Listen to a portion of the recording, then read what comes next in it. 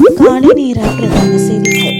செய்திகளின் ஊடாக நர்மதா சிறில் முதலில் தலைப்பு செய்திகள். இடைநிலை தரங்களுக்கு மாணவர் அனுமதி, கல்வி அமைச்சு வெளியிட்ட அறிவிப்பு. அறுவடை காலத்தில் அரிசி இறக்குமதி, விவசாயிகளுக்கு இழக்கப்படும் பாரிய அநீதி. சர்வதேச சட்டங்களை மீறும் ஈரான் போர், அமெரிக்க சட்ட வல்லுநர்கள் எச்சரிக்கை. இனி விரிவான செய்திகள். 2026ஆம் ஆண்டின் இடைநிலை வகுப்புகளுக்கான மாணவர் சேர்க்கை தொடர்பாக கல்வி, உயர்கல்வி மற்றும் தொழில்கல்வி அமைச்சகம் ஒரு சுற்றறிக்கையை வெளியிட்டுள்ளது. மார்ச் 31 அன்று வெளியிடப்பட்ட இந்த 9/2026 சுற்றறிக்கையின்படி 5 மற்றும் 6ஆம் வகுப்புகளை தவிர மற்ற வகுப்புகளில் உள்ள வெற்றிடங்களுக்கு மாணவர்கள் சேர்க்கப்படுவார்கள். அதன்படி 31/1/2026 நிலவரப்படி தேசிய பள்ளிகளில் உள்ள இடைநிலை வகுப்புகளின் வெற்றிடங்கள் கல்வி, உயர்கல்வி மற்றும் தொழில்கல்வி அமைச்சகத்தின் அதிகாரப்பூர்வ இணையதளத்தில் வெளியிடப்பட்டுள்ளன. மேற்கூறிய வெற்றிடங்களுக்கு விண்ணப்பிக்க விரும்பும் அனைத்து விண்ணப்பதாரர்களும் 9/2026 சுற்றறிக்கையில் குறிப்பிடப்பட்டுள்ள விண்ணப்ப படிவத்தை பூர்த்தி செய்து அனைத்து ஆவணங்களுடன் சேர்த்து சம்பந்தப்பட்ட பாடசாலைகளின் அதிபர்களுக்கு பதிவு தபால் மூலம் அனுப்பி வைக்க வேண்டும் என கல்வி அமைச்சு அறிவித்துள்ளது. இம்முறை போகத்தில் விவசாயிகள் பாரிய அறுவடையை பெற்றுக்கொள்ள தயாராக இருக்கும் நிலையில் அரசாங்கம் அரிசியை இறக்குமதி செய்ய தீர்மானித்திருப்பது இந்த நாட்டு விவசாயிகளுக்கு இழைக்கப்படும் பாரிய அநீதி என ஐக்கிய மக்கள் சக்தியின் பொதுச் செயலாளர் ரஞ்சித் மத்தும பண்டார தெரிவித்துள்ளார். கொழும்பில் நேற்று நடைபெற்ற ஊடகவியலாளர் சந்திப்பில் அவர் மேலும் தெரிவித்ததாவது: அரிசியை இறக்குமதி செய்ய போவதில்லை என கூறிய அரசாங்கம் 2025ஆம் ஆண்டில் 67,000 தொன் அரிசியை இறக்குமதி செய்ய நடவடிக்கை எடுத்துள்ளது.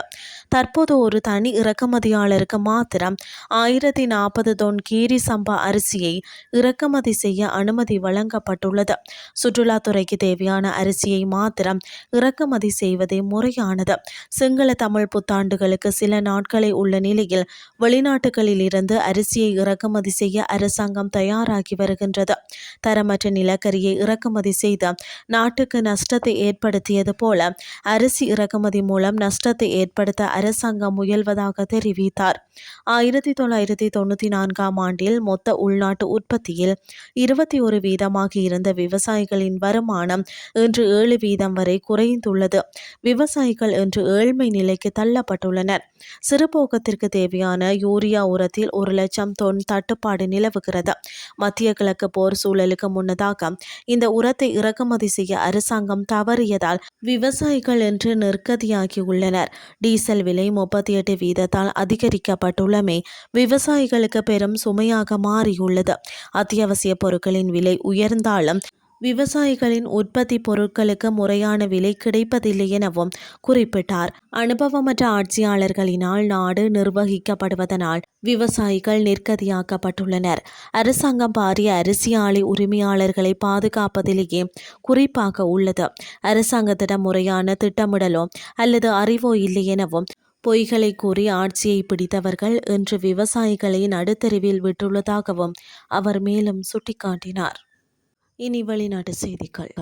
அமெரிக்காவை சேர்ந்த 100ற்கும் மேற்பட்ட சர்வதேச சட்ட வல்லுநர்கள் தற்போது நடைபெற்று வரும் ஈரான் போர் குறித்து ஆழ்ந்த கவலை தெரிவித்து கடிதம் எழுதியுள்ளனர்.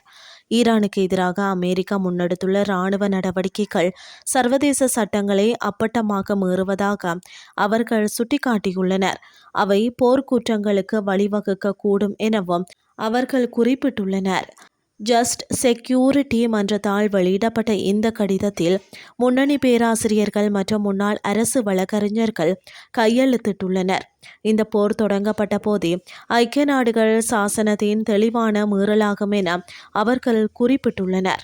மேலும் அமெரிக்க படைகளின் செயல்பாடுகள் சர்வதேச மனித உரிமைகள் மற்றும் மனிதாபிமான சட்டங்களுக்கு முரணாக அமைந்துள்ளதாகவும் அவர்கள் தெரிவித்துள்ளமை குறிப்பிடத்தக்கது. இத்துடன் செய்திகள் யாவும் நிறைவடைகின்றது. அடுத்த இரவு 8:30 எதிர்பாருங்கள். நன்றி.